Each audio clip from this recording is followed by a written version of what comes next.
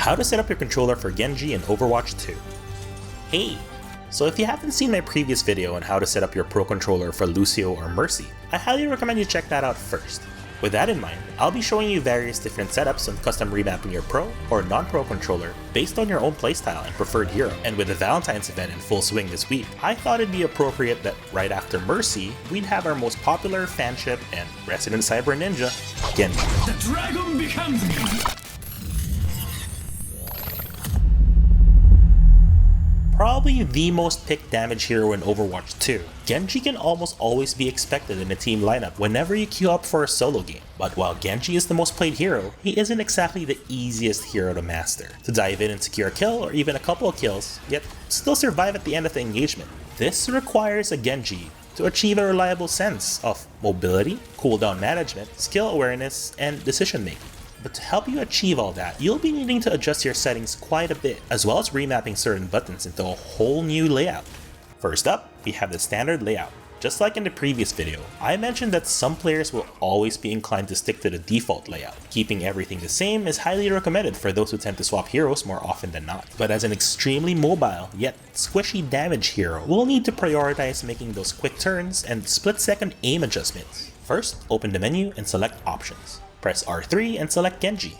Now that you have Genji on screen, check Advanced and copy the sensitivity and aim assist settings on screen. Of course, the sensitivity values will be according to your preference, but I like to keep it at these values where I'm most comfortable. But as for the Pro Controller, like the DualSense Edge, you can set the X button to the left back button, or LB, and then the circle button to the right back button, or RB.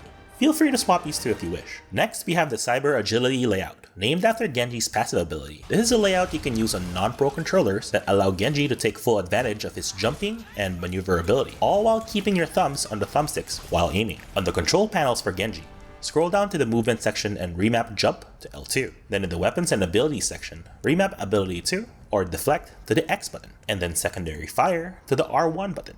This ensures that Genji will have access to all your skills that affect your maneuverability at all times, even while aiming.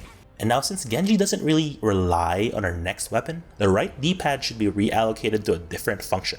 Now listen up, this is very important. Navigate to the Communication tab, and under the Communication menu, bind Need Healing or Help to the right D-pad. As you all know, this is done for obvious reasons. I need healing.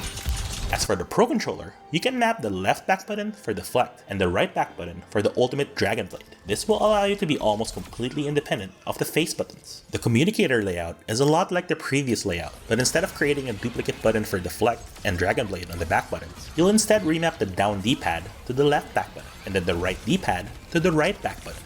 This ensures that you'll be able to communicate effectively without having to stop Genji just to press the D-pad. You may also opt to remap Interact to the left D-pad, and then over on the Communication tab, remap Ping in World to L3. This button layout will allow you to tag enemies that you may want your teammates to prioritize together. And as for my own preferred Pro Controller layout, that would be the Shuriken Strike layout. Back on the controls panel for Genji, make sure your settings are switched back to the standard layout, then remap ability 2 or deflect to L2, and your secondary fire to R1. This setting would allow Genji to alternate between offensive skills a lot more quickly, as well as be able to perform your dash and melee cancels, like the Fan Swift Strike Fan melee combos, with a lot more ease.